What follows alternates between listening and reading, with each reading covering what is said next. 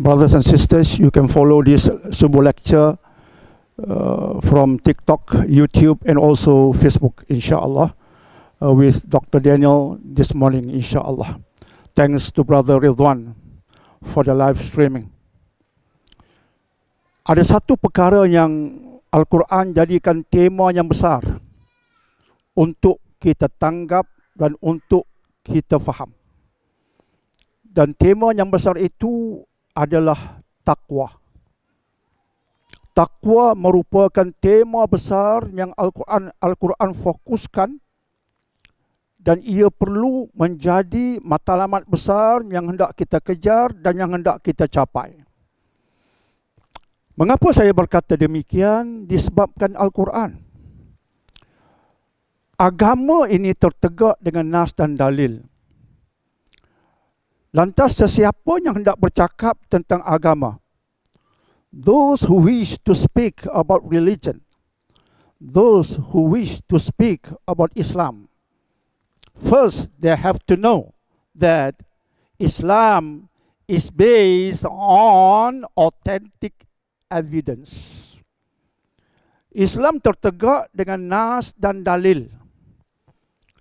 Islam bukan tertegak disebabkan manusia berjanggut lebat. Islam bukan tertegak disebabkan manusia pakai serban dan jubah hebat. Ia bukan tertegak disebabkan ustaz, ustazah, tuan guru, tok guru, selebriti dan sebagainya. Bukan. Islam tertegak dengan nas dan dalil. Ustaz, tok guru dan seumpamanya, mereka hanya mengetengahkan nas dan dalil. Mereka hanya menyampaikan nas dan dalil sebagai sarana pendidikan bagi umat Islam. Mereka sendiri bukan nas dan dalil. Sebab itu andai kata kita masih bercakap tentang agama dengan mengatakan tok guru tu kata, bab ini ustaz tu kata, artinya cara pendidikan agama yang kita dapat masih banyak kekurangannya. Bila kita bercakap tentang agama dan kita kaitkan dengan tok guru itu, ustaz itu, ustazah itu, selebriti TV itu, agama yang kita belajar selama ini rapuh. Sebab agama tidak tertegak disebabkan mereka. Agama tertegak disebabkan nas dan dalil, nas dan dalil, nas dan dalil. Dan bila kita menyebutkan nas dan dalil, pastinya kita merujuk pertamanya kepada Al-Quran dan keduanya kepada Al-Hadis ataupun As-Sunnah. Dengan menggunakan metodologi yang betul. Tidak cukup kita mengatakan kita merujuk kepada Al-Quran dan juga As-Sunnah, walaupun itu benar, tetapi tidak cukup. It is not enough to say that Islam is based on the Quran and the Sunnah. Although that is true, but that is not enough.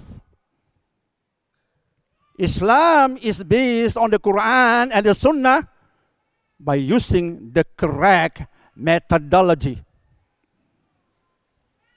By using the correct methodology. You miss the correct methodology, your understanding of Islam is wrong. Islam tertegak dengan Al-Quran dan juga As-Sunnah dengan menggunakan metodologi yang betul. ISIS, Daesh, mereka menggunakan Al-Quran. Tetapi mereka sesat. ISIS dan Daesh sesat walaupun mereka menggunakan Al-Quran. Di mana kesesatan mereka? Di sudut metodologi. Puak-puak Islam liberal yang terkenal di Indonesia, mereka juga merujuk kepada Al-Quran. Tetapi mereka sesat. Sebab metodologi mereka salah. kita kena menekankan tentang metodologi. Contohnya bila kita bercakap tentang Al-Quran, jangan hanya memberikan pandangan peribadi tentang Al-Quran itu. Kita perlu bercakap dengan merujuk kepada contohnya kitab-kitab tafsir yang sah lagi muktabar. Hadis, kalau kita nak terangkan intisari hadis, perincian tentangnya, kita kena merujuk kepada kalam golongan yang layak mentafsirkan hadis. Imam Ibn Hajar dalam kitab Fathul Bari, okey, itu rujukan. Imam Nawawi dalam Syarah Muslim berkata, itu rujukan. Imam Ibn Rajab Al-Hambali dalam Lataiful Ma'arif berkata, itu rujukan yang diterima pakai, yang diiktiraf. Paling kurang, kefahaman kita itu tidak tersasar, tidak terbabas. Sebab ada references, authentic references, ada rujukan yang sah. That is methodology dalam bahasa yang mudah. In simple words, this is methodology. Itulah metodologi dalam bahasa mudah. Sebab itu bila kita mendengar ceramah agama, jangan hanya seronok dengan percakapan penceramah. Dengar rujukannya. Ada tak dia bercakap tentang rujukan? Ataupun semata-mata air liur? Tak ada rujukan, ceramah itu kualitinya rendah. Hari ini umat kena pandaikan diri untuk benar-benar faham Islam, bagaimana ia tertegak. Rosak di situ, rosak banyak benda tentang kefahaman Islam kita, dan itu sedang berlega dan berlaku sekarang. Maka kita berbalik kepada pagi ini. Saya letakkan di Facebook tajuk, puasa kita ini Allah terima ataupun tidak.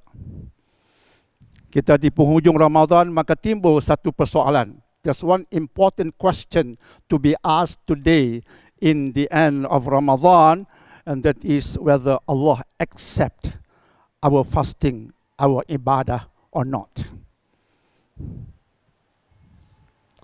Tuan-tuan dan puan-puan yang dihormati lagi dimuliakan,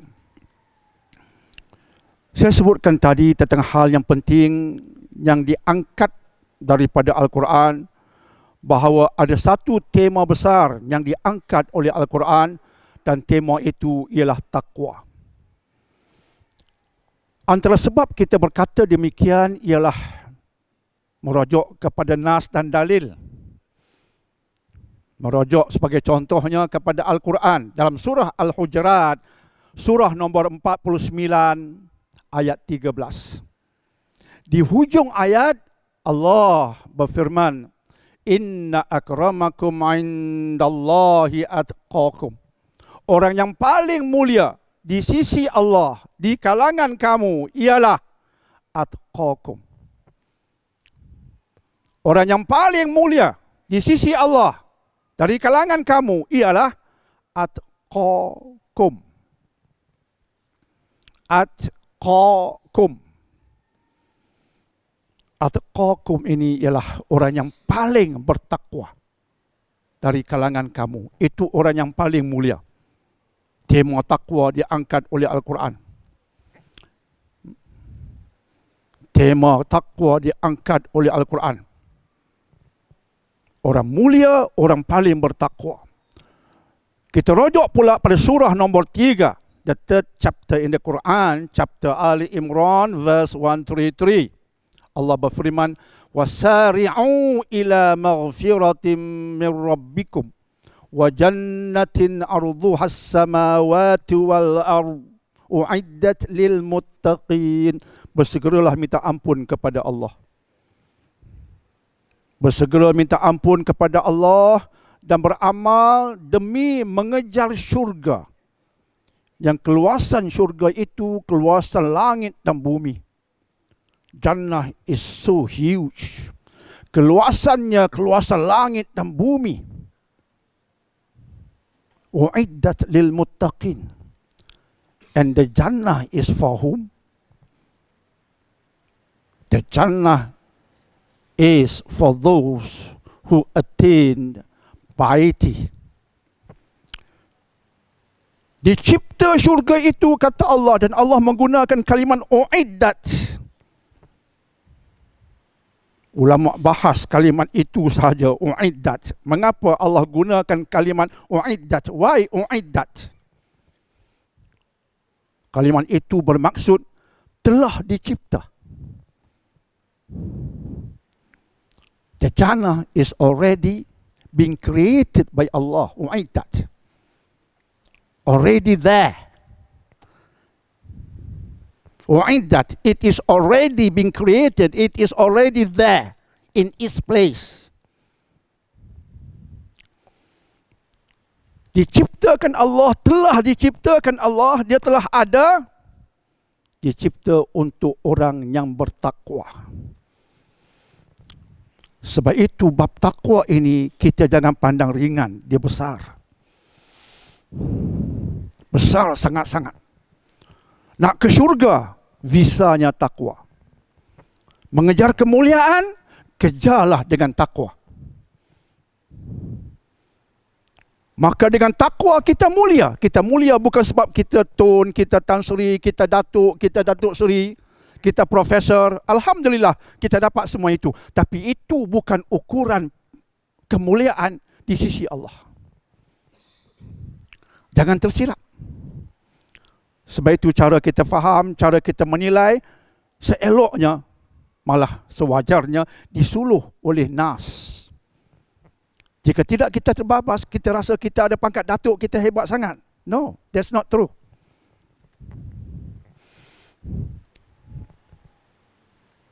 Kemuliaan dengan takwa, selamat. Dan itu visa ke syurga, selamat. Dan kemudian bila kita kaitkan pula dengan puasa Ramadan, alhamdulillah. Ayat yang seringkali penceramah, tok khatib, guru-guru, ustaz-ustazah ungkapkan. Di musim Ramadan, ayat yang paling popular, ayat 183 surah Al-Baqarah, surah nombor 2. A famous verse in the month of Ramadan being read, recited by scholars, by Islamic teachers, and so on and so forth. Ayat 183 surah nombor 2 surah Al-Baqarah. Di hujung ayat itu Allah mengatakan la'allakum tattaqun, semoga dengan berpuasa kamu mencapai makam takwa. Begitu penting takwa sehingga puasa kita ini pun untuk itu. It is not for slimming our body. Fasting is not for that. Ramadan is not for slimming our body.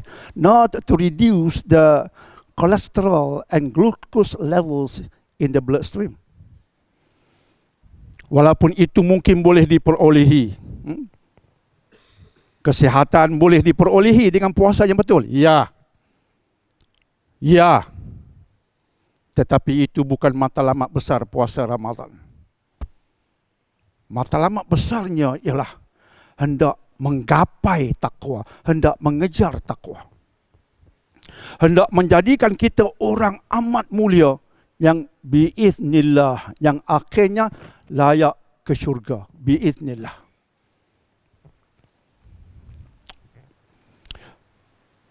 Sebab itu kita nak berpuasa bukan sekadar tidak makan, tidak minum, tidak ada hubungan seksual di siang hari. Malamnya kita berniat dengan betul, bukan sekadar itu. Itu basic tentang puasa. Malam berniat, siang meninggalkan perkara yang boleh membatalkan puasa. Yang boleh membatalkan puasa, 3 perkara besar yang disepakati. Tidak makan, tidak minum, tidak mengadakan hubungan seksual antara suami isteri. 3 yang disepakati. Yang lain-lainnya penyebab puasa batal, ada khilaf ulama. Ada pertelingkahan, ada perbezaan pendapat. Saya tak bicarakan itu untuk pagi ini. Bukan itu fokus kita. Maka puasa bukan sekadar niat di malam hari dan siang harinya meninggalkan perkara yang boleh membatalkan puasa, walaupun itu dasar puasa. Tapi dia bukan sekadar itu. Itu belum boleh mengejar takwa. Yang boleh mengejar takwa ialah kita ia berniat dengan betul, siangnya meninggalkan makan minum dan mengadakan hubungan seksual, ditambah dengan pertamanya dalam hidup ini, apatah lagi di musim Ramadan, jangan buat benda yang haram. Saya suka definasi oleh Omar Abdul Aziz rahimahullah ta'ala, disebutkan dalam kitab Al-Ghunyah, dalam pelbagai kitab. Definasi oleh Khalifah Omar Abdul Aziz rahimahullah ta'ala tentang takwa. Saya suka definasi itu, agak lengkap. Berkata Omar Abdul Aziz rahimahullah ta'ala, laisa taqwa biqiyamul lail wasiyam bin nahar. Takwa itu bukan kamu rajin bangun malam bersolat dan rajin berpuasa sunat. That is not takwa. Meletakkan kefahaman betul tentang takwa. Sebab pandangan manusia bersimpang siur tentang agama ini, kita perlukan satu suluh yang tepat. Kata Omar Abdul Aziz, takwa bukan kamu rajin semayang malam. Oh, dia rajin semayang malam. Oh, dia bertakwa. No. Oh, dia rajin berpuasa sunat di siang hari. Rajin berpuasa. Oh, dia bertakwa. No. You ada janggut, you bertakwa. No. You ada selepang, you bertakwa. No. You rajin bersiwak, you bertakwa. No.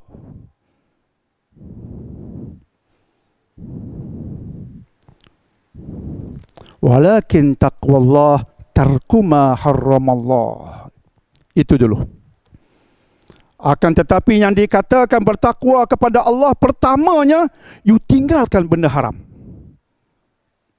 First thing first. First thing first. Boleh kita belajar secara saintifik. First thing first.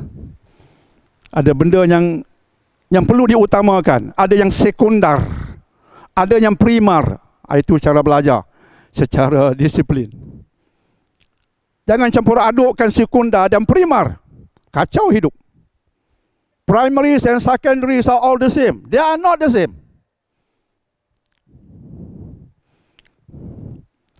Maka bila kita nak mengejar takwa dan puasa Ramadan untuk mengejar takwa, pertama sekali kata Omar Abdul Aziz ialah meninggalkan yang haram. Maka di musim puasa ini, mindset kita ialah benda haram jangan buat.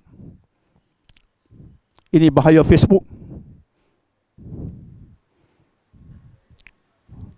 Nak komen ya kok, nak komen ya orang kan di Facebook. Netizen nak komen aja. Nak kutuk aja. Itu semua dosa-dosa besar.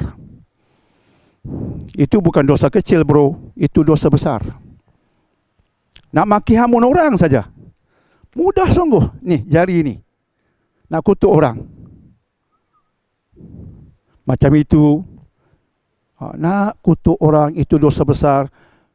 Dan kalau itu kita buat di musim Ramadan, terjamin kita tak dapat takwa. Terjamin kita tak mendapat takwa. Mulut sentiasa maki hamun orang, kutuk orang, ngumpat orang, terjamin kita tak dapat takwa. Kita dapat lapar dan dahaga. Ya. Tambah sekarang gelombang haba tinggi di Malaysia, terutama di kawasan utara. Suhu meningkat. Dan akan lebih meningkat. Kita pun teramat dahaga. Semoga kita tidak berpuasa dan hanya mendapat dahaga dan lapar. Tiada takwa sebab tidak meninggalkan yang haram. Kata Omar Abdul Aziz, takwa pertama, tarku ma harramallah, meninggalkan apa yang haram. Yang kedua, wa ada'u maftaradallahu bih, dan melaksanakan yang fardu, yang Allah fardukan ke atas kita. Itu dulu. Maka bila kita nak mengejar takwa, jauhi benda haram. Mulut jaga, tangan yang type kalimat-kalimat, awasi dia. komen tentang orang itu, orang ini, kelompok itu, kelompok ini. Awas dengannya. Apa yang kita tengok, awas. Apa yang kita dengar, awas. Supaya tidak terjebak dengan benda yang haram. Dan yang kedua, buat benda wajib. Sebab itu di musim Ramadan amat penting di samping kita berpuasa, solat yang 5 jangan miss. Sebab itu wajib. Ada orang berpuasa, suruh dia berbuka puasa, pantang tok nenek, kata dia. Ui, pantang tok nenek. Berikan pada orang yang berpuasa. Nampak macam ragat kan? Nampak macam ragat. Kata kat dia, I give you $100 RM. With one condition, bro. I'm giving you 100 ringgit Malaysia with one condition. And that is, you must break your fast. I beri kat you 100 ringgit Malaysia dengan satu syarat, you buka puasa. Tobat tok nenek, dia kata. Tobat tok nenek, saya tak akan buka puasa. InsyaAllah itu akan berlaku. Dia tak akan berbuka puasa. 100 ringgit, awak ambillah duit awak. Saya tak perlukannya, saya tak akan buka puasa. Dia cukup jaga puasa dia. Semayang belum tentu lagi. Semayang tak payah bagi walaupun RM1. Memang sebahagiannya memang tak semayang. Puasa dia jaga. Dia tidur dekat buka puasa bangun. Allah, mana doa buka puasa ni? Dia kira doa buka puasa yang wajib semayang tu dia tak buat. Dia kira doa sunat.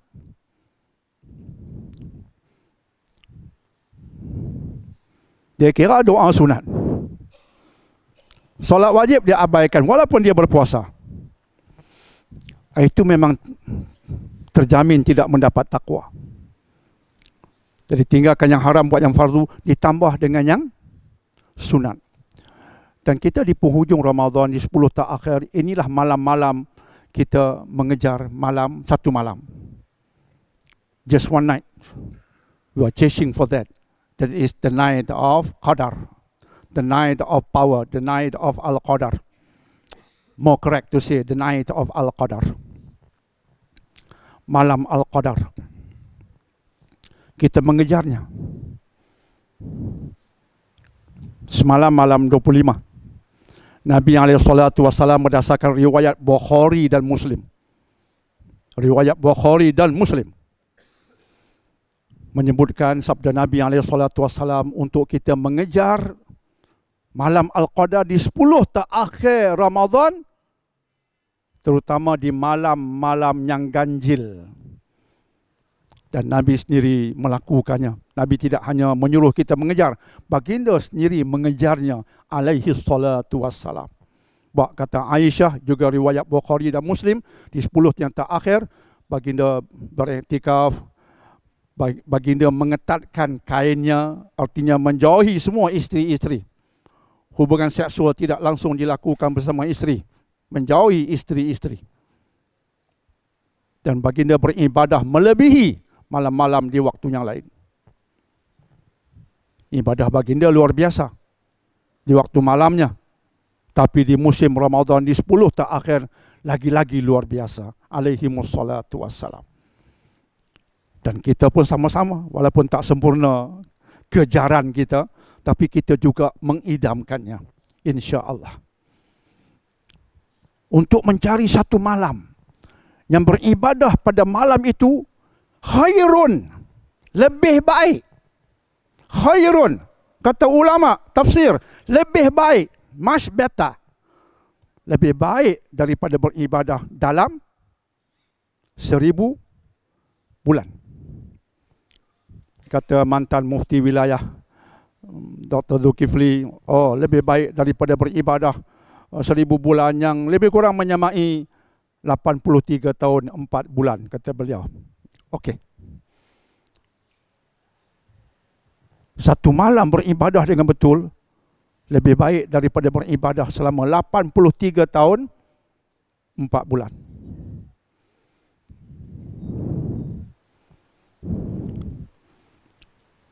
Dan para ulama berbahas bagaimana nak mendapat kelebihan malam Al-Qadar. Kita di penghujung ini. Tuan-tuan dan puan-puan, seorang ulama namanya Imam Ibn Hajar Asqalani rahimahullahu ta'ala. Imam Ibn Hajar Asqalani amat terkenal dengan sebuah kitab yang dipanggil Fathul Bari. Kitab yang mana dalamnya beliau mensyarah hadis Imam Bukhari. Itu kitab rujukan kita lah. Kitab rujukan kita yang belajar hadis. Imam Ibn Hajar ketika membahas hadis-hadis tentang Al-Qadar ini, kita dapati terdapat lebih daripada 40 pandangan berkaitan malam Al-Qadar. Lebih daripada 40 pandangan Imam Ibn Hajar letakkan sebagai pandangan-pandangan berkaitan malam Al-Qadar, bila berlaku Al-Qadar dan sebagainya. Lebih daripada 40 pendapat dan pandangan. Bukan 1-2 pandangan. Antara persoalannya ialah bila agaknya berlaku malam Al-Qadar. Ini kita nak tahu juga kan. Bersimpang siur pandangan ulama. Bersimpang siur.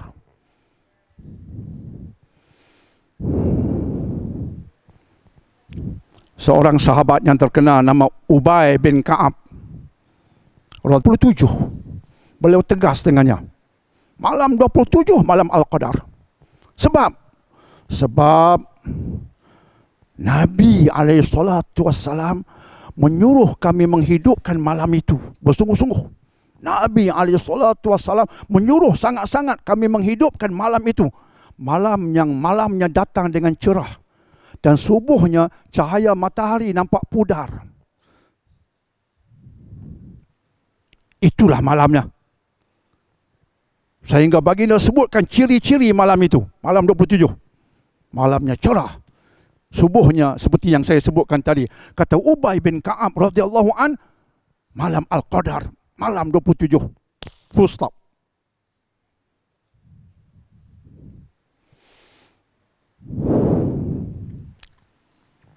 Tapi itu pandangan, walaupun kita muliakan para sahabat, tapi pandangan adalah pandangan. Pandangan tetap tinggal sebagai pandangan. Apatah lagi berdepan dengan dalil yang kuat. Bahawa Nabi SAW menyebutkan cari di 10 terakhir di malam-malam yang ganjil.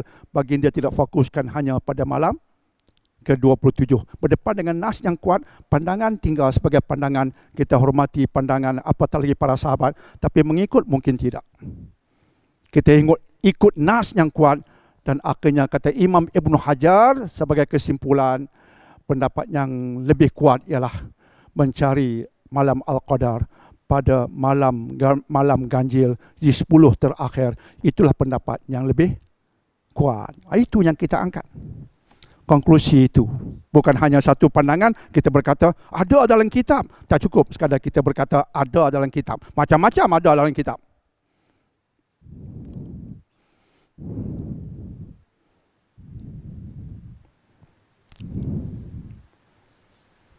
Kemudian ulama berbahas apa yang tak kita buat. Imam Syafi'i berkata, dua ini jangan miss. Nak hidupkan malam Al-Qadar. Nak hidupkan malam Al-Qadar. Dua ini jangan miss. Pertama, semalam solat Isyak berjemaah. Solat fardu Isyak berjemaah, jangan miss. Nak kejar kelebihan Al-Qadar. Ini basic dia. Basic dia, solat Isyak, fardu Isyak berjemaah. Never miss that. Dan berazam sungguh-sungguh. Maksudnya, saya dapat boleh juga jangan miss. Apa dia? Subuh berjemaah.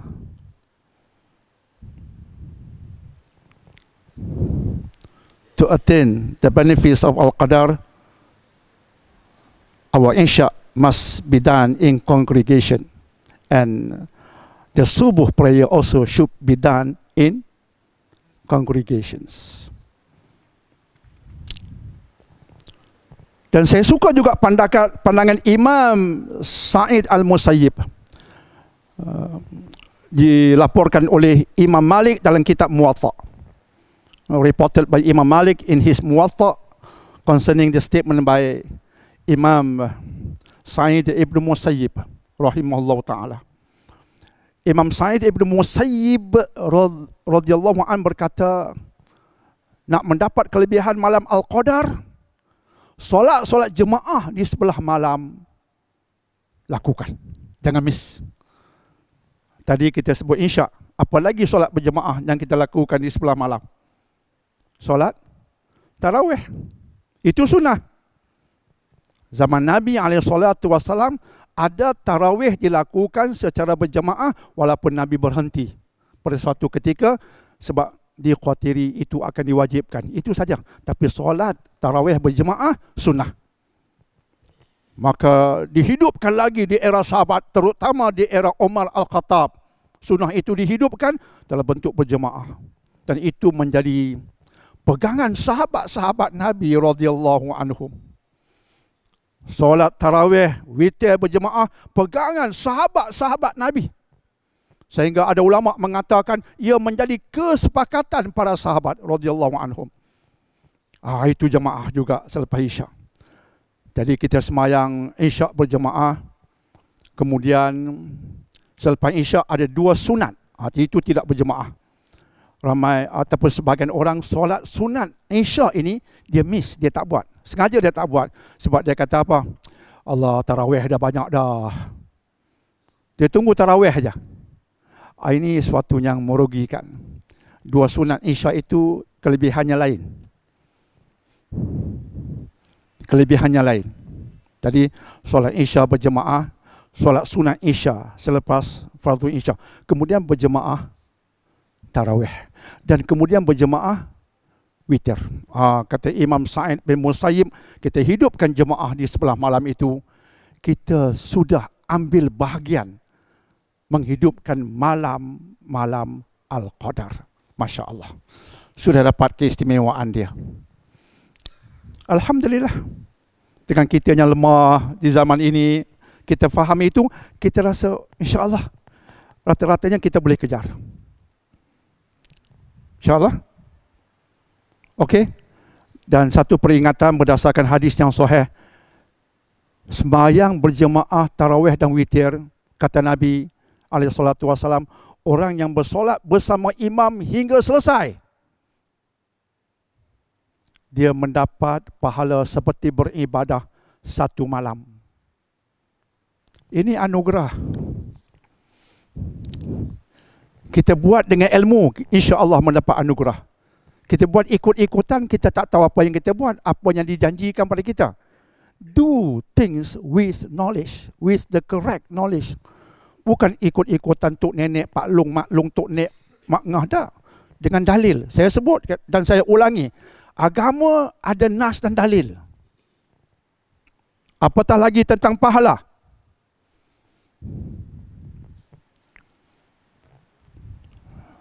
Jadi ada orang yang dia semayang, kemudian dia keluar daripada imam, belum habis witirnya. Okey, bukanlah wajib. Tapi rugi. Dia tak dapat janji Nabi ini, alaihi salatu wassalam. Maka kalau kita nak semayang 20/3, pergilah masjid surau yang buat 20/3. Start with the imam and finish your prayers with that imam. Yang datang 8/3 pun okey. Yang tak okey berkelahi. 23 ke 8/3 berkelahi, itu tak okey. Semua okey. Ya Allah. Boleh saya kaji tengok bab solat tarawih ini. Rata-ratanya para ulama buat kesimpulan yang sama. Jumlah rakaatnya tidak pernah Nabi tetapkan. Full stop. Jika ada orang bertegas, tarawih sebenarnya 20, campur 3 witir, you are wrong bro. Tarawih jumlahnya tak pernah Nabi SAW tetapkan. Jumlahnya ini, tak ada. Never. Nabi pernah buat, tapi Nabi tak pernah tetapkan jumlahnya. Sebab itu ada buat 20/3, dibuat oleh para sahabat. Masya Allah. 8/3 ada pendapat dengan hujahnya. Di Madinah 36 rakaat. Serta bertemu kitab, ada yang buat 40 rakaat sebelum witir. Pelbagai pandangan. 36 ada, 40 ada. Saya tulis dalam laman web saya. Di Dr. Daniel semua pendapat-pendapat itu. Tapi yang kuat, nombor 1 ialah 20/3. Dilakukan di era sahabat Umar Al-Khattab radhiyallahu an, dan yang keduanya 8/3. Semuanya okey. Yang KO-nya ialah bila kita berkelahi. Ataupun semayang dengan tu imam dan kita tak berasa tenang dengannya, punyalah laju. Entah apa yang tu imam kejar pun entah. Ada setengah tempat kan, punya laju. Tak boleh kejar dia. Ada setengah tempat. Tinggalkan tu imam itu. Besok pergi ke masjid lain yang agak mendamaikan. Solat ini kita nak khusyuk. Bukan duk kira kena habis pukul 10. Tu imam tak habis pukul 10, you jaga dengan I. Bukan begitu.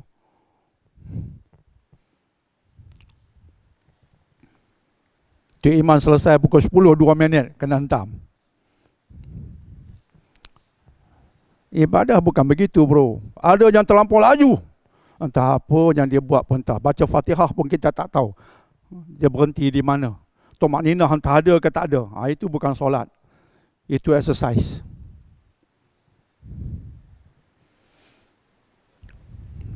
Jadi kejar tarawih bersama imam. Dan jangan lupa tilawatul Quran. Bacalah Quran sebaik mungkin. Para ulama dahulu kita tak mampu ikut. Mereka punyalah asyik dengan Quran di musim Ramadan sebab mereka dapat isyarat. Mereka faham daripada surah Al-Baqarah 185. Allah sebut sekali ya Ramadan dalam Quran. Sekali saja Allah sebut kalimat Ramadan dalam Quran, ayat 185. Dan ketika Allah sebut tentang Ramadan dalam Al-Quran, Allah hubungkan terus dengan Al-Quran. Syahrul Ramadan alladhi unzila fihi Al-Quran. Dan itu mengisyaratkan bagi ulama salaf dahulu, bulan Ramadan, bulan Al-Quran. Para ulama salaf, mereka di musim Ramadan begitu fulun dengan Al-Quran. Sehingga sebahagian ulama di musim Ramadan, dia tak nak mengajar apa-apa kitab. Kita mengajar jugalah kan, sebab ilmu itu penting di era ini. Tapi ada ulama zaman dahulu, masuk Ramadan, dia enggan ajar apa-apa kitab. Dia nak tumpu untuk diri dia, baca Quran, baca Quran, baca Quran, tadabbur Quran. Imam Syafi'i dilaporkan di musim Ramadan khatam 60 kali. Saya tak tahu bagaimana Imam Syafi'i lakukannya rahimahullah ta'ala. Kita nak khatam sekali pun berpeluh, tu dia punya duk kira.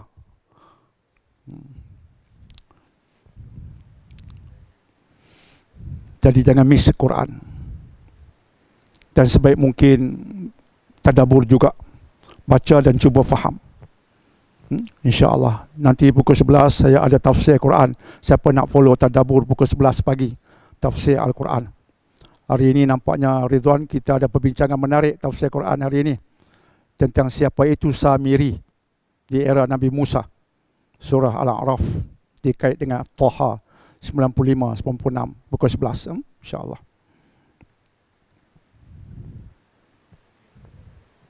InsyaAllah. Akhirnya sampailah pada tajuk. Kita bicarakan apa yang kita kena buat, mengejar Lailatul Qadar. Akhirnya puasa kita ni Allah terima ke tidak? Bagaimana kita nak tahu amal kita ni Allah terima ke tidak, tuan-tuan dan puan-puan? Kita tak mungkin tahu kan? Kita tak mungkin tahu. Ini semuanya ilmunya di sisi Allah. Allah penentunya. Cuma Allah janjikan sesuatu yang besar berdasarkan hadis sahih.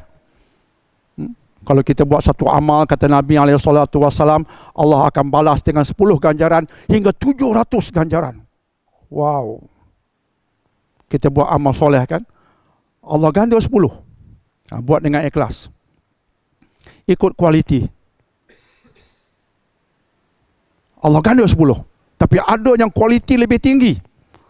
Allah ganda 700 kali ganda. 700 kali ganda ada. Illa siyam, kecuali puasa. Puasa bagiku, aku tentukan ganjaran khusus baginya. Artinya tak ikut kaedah tadi. Matematik tadi tak diikuti dah. Special sangat. Itu hadis sahih. Tapi nak tahu kita dapat ataupun tidak? Allah terima tak amal kita? Kita tak tahu, cuma kita tahu satu benda. Nabi SAW beritahu satu rahsia. Apa dia? Man shoma Ramadan imanan wahtisabah. Siapa berpuasa Ramadan dan ada padanya dua ini. Imanan dan ihtisaban. Dua ini, jangan lupa. Imanan buat kerana iman. Kerana Allah. Kerana Allah fardukan, kerana Allah perintahkan. Itu. Bukan sebab nak slim badan. Itu dah salah. Sebab ini pun intermittent fasting. Itu salah. Sebab apa you puasa Ramadan? Bukan sebab intermittent fasting, bukan sebab nak slim badan. Jika itu Allah kurniakan, alhamdulillah. Tapi I berpuasa bukan sebab itu. Sebabnya Allah perintahkan. Itu imanan. Dan demikianlah kita dalam hidup kita. Apa yang kita buat demi agama, buat imanan. Kerana perintah Allah. Kerana Allah. Itu penting. Ramadan mendidik kita tentang kehidupan. Buat imanan. Muslimat, tutup aurat. Orang bertanya, mengapa you tutup aurat? Ada yang beri jawapan yang salah. Sebab tak nak lelaki tengok kami dengan nafsu. Wrong answer. Tutup aurat wanita dan sebagainya bukan sebab lelaki, bukan sebab jantina itu, jantina ini. Sebab Allah suruh. Itu imanan. Itu dulu. Puasa sebab Allah suruh. Semayang sehari 5 kali sebab Tok Nek suruh. Salah. Sebab Abah suruh. Salah. Sebab Allah suruh. Dengan perantaraan Nabi SAW. Menutup aurat sebab Allah suruh. Sebab Allah suruh. Sebab Allah suruh. Itu dulu. Berpuasa sebab Allah suruh. Dan ihtisaban, kita melakukannya mengharapkan pahala ganjaran. Itu kita tahu. Jadi kalau kita buat amal harapkan syurga, tak salah. When we do good deeds and we hope that with these good deeds Allah give us jannah, that's not wrong. That is part of ikhlas. Berdasarkan hadis ini antaranya. Imam Ibn Hajar berkata, ihtisaban artinya mengharapkan pahala Allah. Nak harapkan pahala siapa lagi? Yang tak ikhlas tu mengharapkan sesuatu dari makhluk, itu tidak ikhlas. Tapi mengharapkan apa-apa janji Allah, itu ikhlas. Jangan belajar dengan salah orang. Itu pun dia kata tak ikhlas. Minta syurga Allah tak ikhlas. Salah Ustaz. Itu sebahagian daripada ikhlas. Kalau itu ada, insya-Allah puasa kita Allah angkat di sisinya. Maka berkata Imam Ibn Rajab Al-Hambali dalam kitab Lataiful Ma'arif, dia berkata tanda amal itu Allah terima. Kita tak tahu, tapi ini tanda. Tanda isyarat. Siapa kata? Imam Ibn Rajab Al-Hambali. Imam ini banyak kita rujuk kitab-kitab beliau tentang aspek kerohanian, pembentukan peribadi dan akhlak. Antara ulama yang kita angkat kalamnya di samping Imam Al-Ghazali, kita juga merujuk pada kitab karangan Imam Ibn Rajab Al-Hambali. Dan jawapan yang tak saya sebutkan ini daripada kitab Lataiful Ma'arif. Berkata Imam Ibn Rajab Al-Hambali rahimahullah ta'ala, tanda amal puasa Allah terima ialah selepas selesai puasa, kita terus berpuasa. Menyebabkan para ulama mengatakan, artinya lepas selesai Ramadan, jangan tinggal puasa 6 Syawal.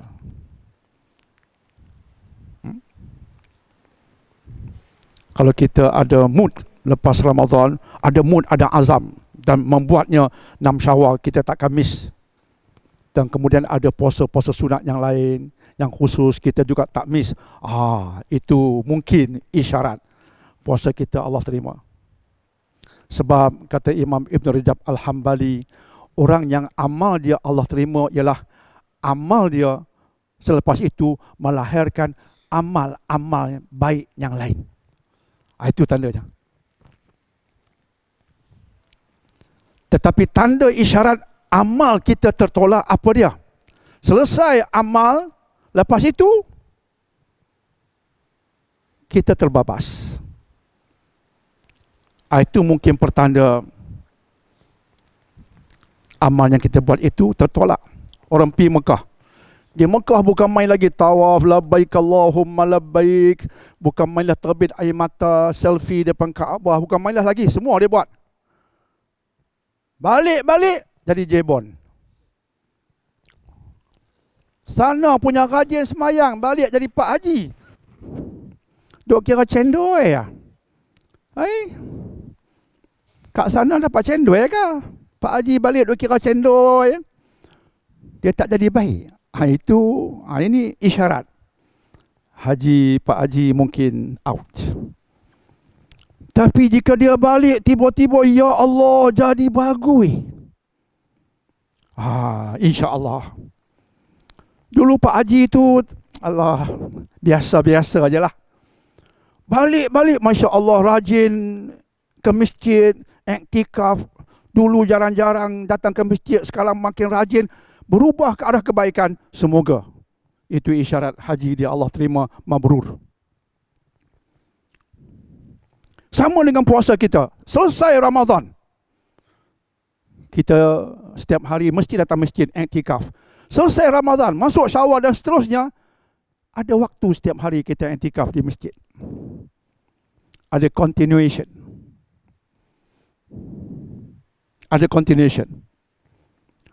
Di musim Ramadan, setiap hari kita mengaji Al-Quran. Selesai Ramadan, kita stop mengaji. Itu isyarat yang kurang baik sedikit. Tapi selesai Ramadan, terus mengaji. Terus baca Quran. Ada continuation.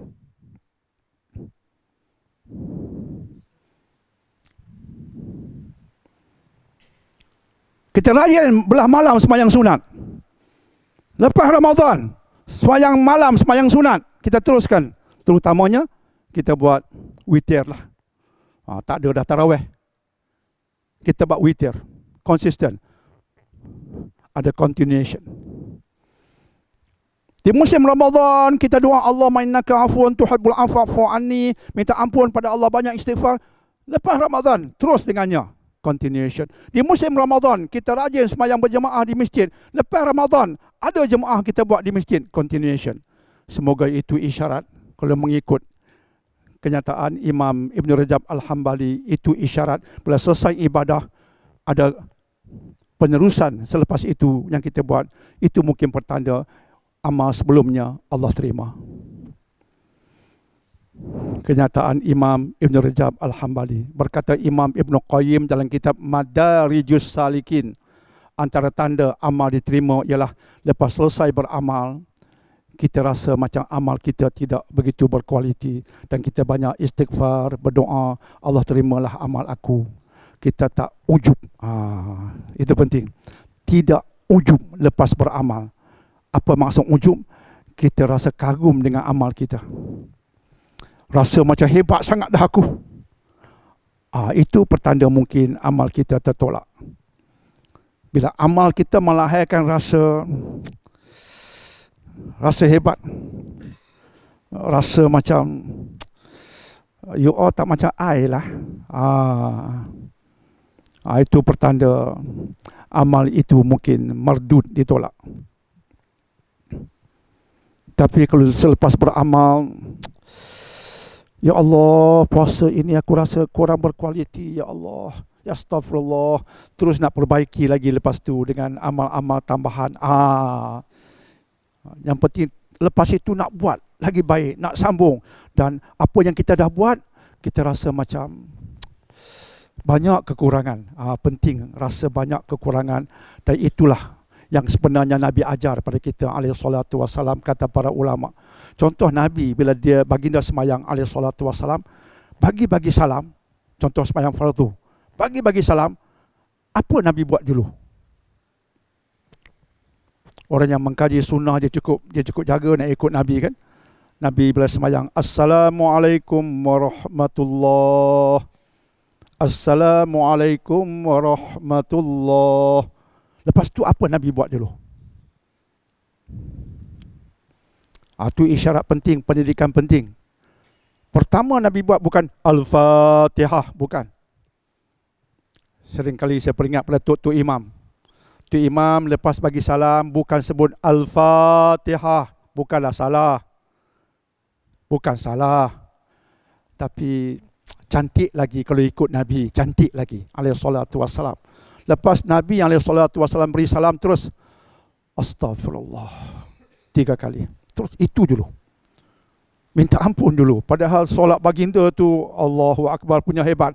Tapi baginda lepas bagi salam terus astagfirullah. Astagfirullah. Astagfirullah ya. Tapi Masya Allah mendalamlah, kita faham kan. Astagfirullah. Astagfirullah. Astagfirullah. Allahumma antas salam wa minkas salam. Tabarakta ya dzal jalali wal ikram. La ilaha illallah wahdahu la syarikalah. Tapi astagfirullah dulu. Sebab tu bila kita sembahyang lepas bagi salam terus astagfirullah, mengisyaratkan walaupun aku beramal tadi tapi banyak kekurangan pada amal aku. Aku minta ampun di atas kekurangan yang masih ada walaupun aku sudah beramal. Itu jiwa orang bertakwa. Kata Imam Ibn Qayyim dalam kitab Madarijus Salikin, orang yang berpuasa dan semoga puasanya Allah terima ialah orang yang selepas tamat Ramadan dia merasakan puasanya masih banyak kekurangan, dia nak perbaiki lagi, dia nak istighfar banyak-banyak lagi selepas itu mungkin isyarat puasa Ramadannya Allah terima dan dia berada di makam orang yang bertakwa biiznillah, insya-Allah.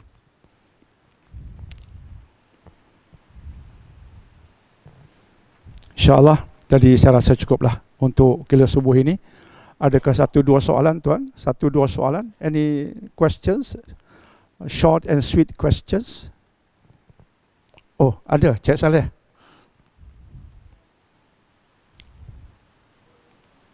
Cik Saleh, please kuat sikit Cik Saleh. Maaf.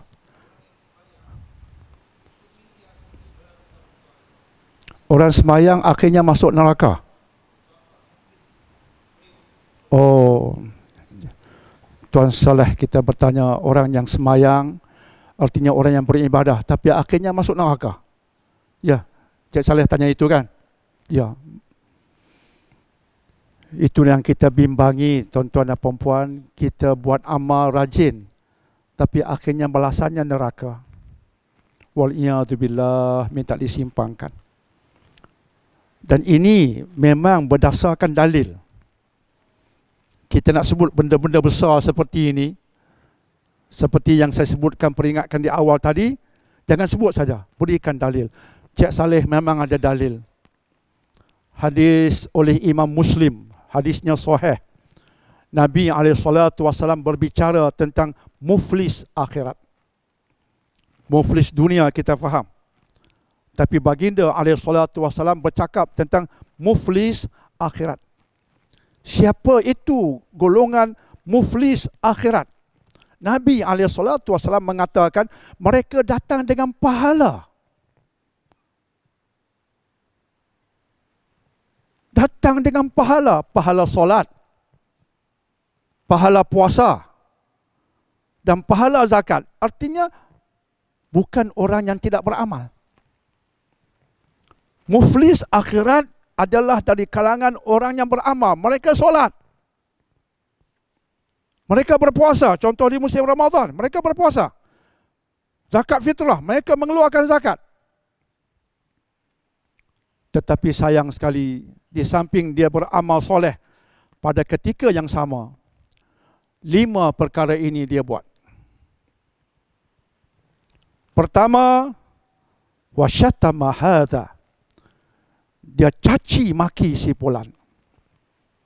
Ini yang popular di internet. Ini yang popular di internet. Body shaming, kutuk orang, maki orang, hina orang, popular di internet. Syatama itu maki hamun orang. Semayang rajin, maki hamun pun rajin dalam bahasa kita. Wa qadhafa hadza, dan dia memfitnah si fulan, fitnah. Orang politik memfitnah, marhain di bawah memfitnah, fitnah di semua penjuru, popular juga pada hari ini. Nabi dah sebut alaihi salatu wassalam. Dia bukan tak semayang, bukan tak puasa, bukan tak keluarkan zakat. Tapi pada ketika yang sama, dia maki hamun si fulan, dia fitnah si fulan. Itu 2 yang popular sekarang. Yang lagi 3 ialah dia membunuh, dia menumpahkan darah si fulan. Dia ambil harta si fulan. Kita hutang JPA tak bayar-bayar, hutang mara tak bayar-bayar. Jaga. Semayang punya rajin, Allahu Akbar, hutang tak bayar. Jaga. Kita rasa ambil waroknya aku. Warok apa? Hutang tak bayar. Bagi alamat salah kat JPA. Pandainya aku, bukan pandai, maaf cakap, bodohnya aku. Bukan kami nampak warok, tapi hutang dengan kawan 10 tahun tak bayar. Kereta tukar. Ya Allah, manusia macam ini saya jumpa selalu. Kereta bertukar. Isteri bertukar. Hutang tak bayar. Tapi datang berjemaah. Bukan tak bagus berjemaah. Tapi ini dia. Ini calon muflis akhirat. Dia menumpahkan darah si fulan. Mungkin kita tak bunuh orang. Alhamdulillah. Dia ambil wang si fulan cara salah. Hutang tak bayar. Itu bahaya tu. Jaga-jaga. Nanti raya jangan fikir nak raya sangat. Fikir hutang kena bayar dulu. Dan yang ketiga, dia pukul, cederakan seseorang dengan zalim. Dia buat, antara benda yang dia buat itu dia. Akhirnya pahala dia pergi pada orang yang dia buat nanya itu. Dan bila pahalanya dah habis, dosa orang itu datang kepadanya. Dan akhirnya tiada apa padanya, dialah orang yang masuk neraka. Dalam bahasa mudah, muflis akhirat ialah dia himpun pahala untuk orang lain. Tuan-tuan, puan-puan, ingat baik-baik, adakah puasa kita ini kita himpun pahala tapi untuk diberikan pada orang lain? Orang lain itu siapa? Orang yang kita maki hamun dia, orang yang kita hina dia. Akhirnya kita buat pahala untuk masuk neraka sebab tadi. Sebab itu antara perkara yang sedang pudar sekarang ialah bab akhlak. Kita duk ajar orang tentang nak tegakkan Islam, nak tegakkan Islam. Islam di penjuru kita tu pun tak betul lagi. Sebab di penjuru kita sekarang, di penjuru anak-anak kita, budak-budak sekolah, antara perkara yang sedang pudar sekarang ialah bab akhlak.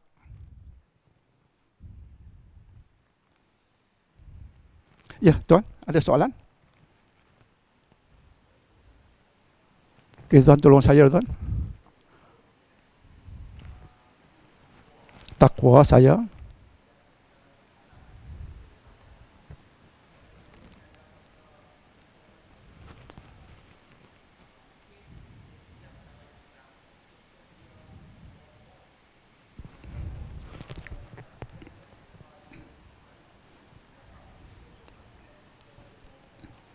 Ya.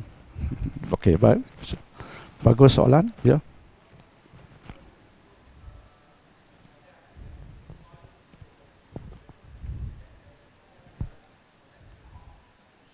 Ya. Ya.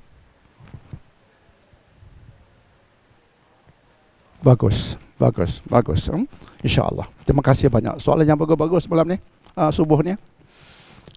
Soalan pertama tentang, tuan tolong saya. Tentang wanita, saya ambil yang kedua dulu. 10 takhir kita hidupkan malam, solat berjemaah, terutama isyak berjemaah, subuh berjemaah. Kaum wanita macam mana? Wanita ini Allah berikan banyak kelonggaran. Alhamdulillah. Sebab itu secara sampingan bila orang mengatakan agama Islam mengutamakan lelaki, that's not true. Agama Islam tidak resis, tidak mementingkan jantina tertentu. Kalau nak disebutkan tentang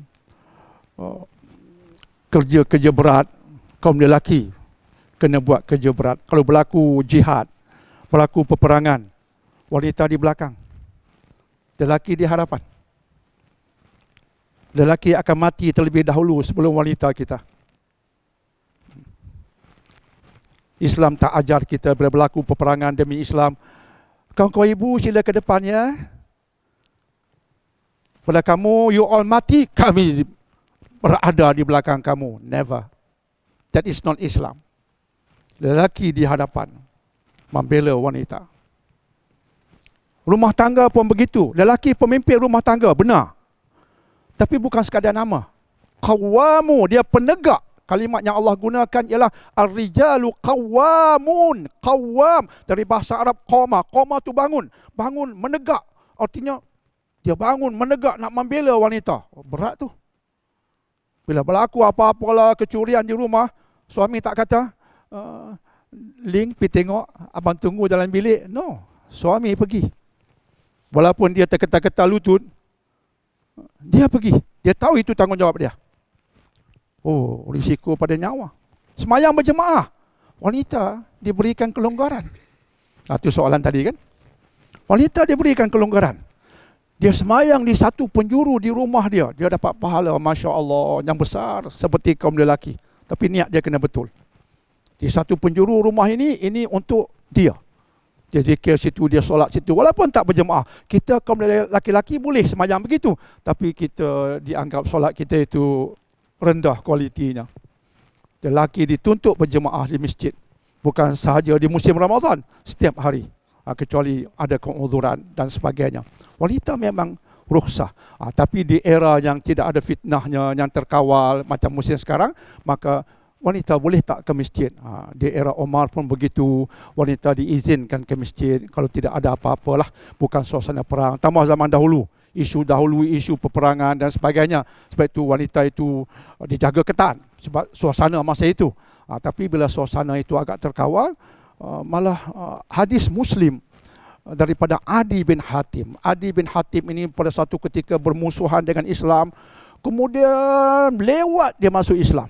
Adi bin Hatim radhiyallahu an. Lewat dia masuk Islam selepas berdialog dengan Nabi SAW.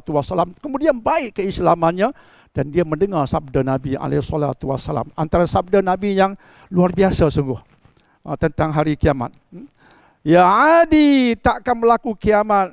Ini mafhum hadis. Tak akan berlaku kiamat sehingga seorang wanita dari Hira, dia akan seorang diri pergi ke Mekah untuk beribadah tanpa bimbang dengan apa-apa pun secara umum.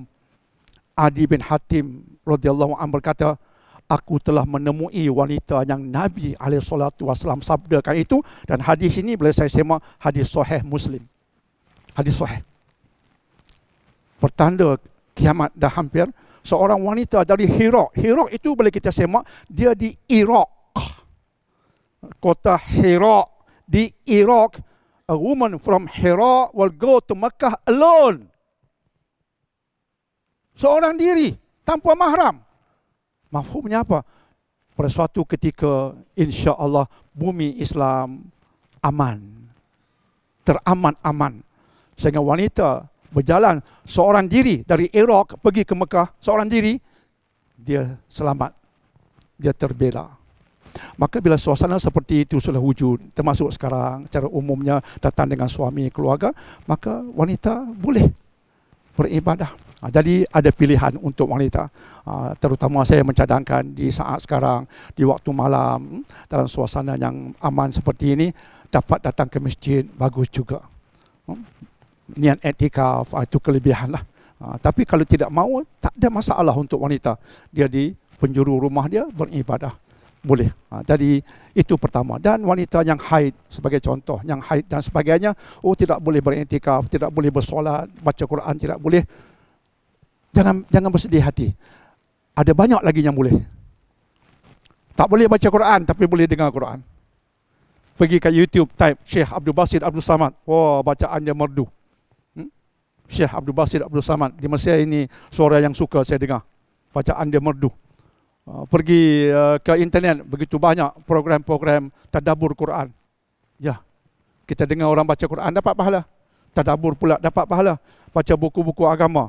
Zikir, istighfar di 10 terakhir diajar kepada Aisyah. Nabi SAW ajar pada Aisyah radhiyallahu anha satu doa penting. Allahumma innaka afuwun tuhibbul afwa fa'fu anni, untuk kita.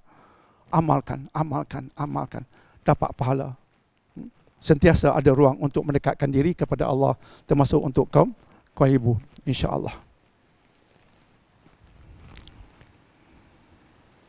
Melakukan perkara haram, contohnya merokok, soalan tuan tentang merokok. Merokok ini haram. Makin ramai ulama hari ini menghukumkan rokok ini. Rokok bukan rokok, rokok okey. Sujud dan rokok, hanya rokok tu okey, dekat dengan sujud. Yang tak okey ni rokok, cigarettes. Smoking is haram. Berdasarkan hadis yang kuat, la dharara wala dirar.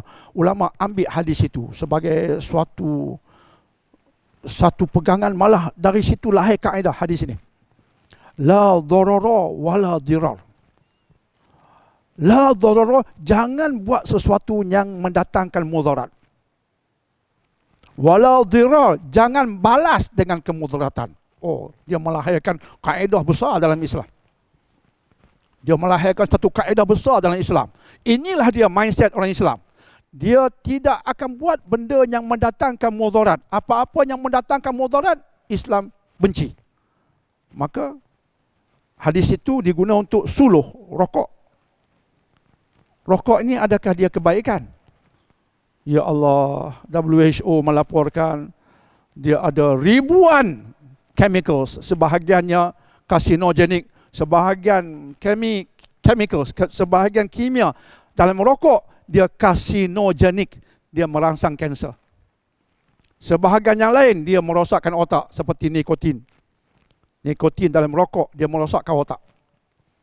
Saya tulis bab ini untuk anak-anak, tajuk buku saya Ulul Albab, untuk anak-anak, betapa bahayanya rokok. Never start smoking, never start smoking. But start praying. Yang duk smoking, stop smoking please. Sebab dia dharara, dia mendatangkan mudarat. Ada 7,000 chemical berbahaya dalam rokok untuk kita. Dan bila kita lepas asap rokok pada orang, dia juga dapat padahnya. Ini dipanggil passive smokers. Asap rokok itu juga ada chemical yang memudaratkan. Dia lepas, isteri dia dapat asap rokok, anak dia dapat asap rokok, orang sekeliling dapat asap rokok. Ini maksudnya dia faham agama, tak saya solat, tapi dia lupa lagi satu bahagian agama ialah jangan buat mudarat pada orang. Asap rokok you itu datang mudarat pada orang. Maka akhirnya ulama mengatakan tak ada hukum yang sesuai bagi rokok kecuali satu, haram. Kemudian datang pula hukum shisha, haram. Akhirnya hukum vape sekarang, haram. Jadi tuan bertanya, tadi takwa dia tinggalkan yang haram. Jadi itulah kena usahakan. Yang merokok, insya-Allah tinggalkan merokok, insya-Allah. Jadi itu saja, insya-Allah ya. Minta maaf sebab terlewat sedikit tuan, minta maaf insya-Allah ya. Terima kasih pada pihak USM yang sudi mengundang. Terima kasih pada tuan-tuan dan puan-puan yang bersabar dengan Dr. Daniel pada pagi ini.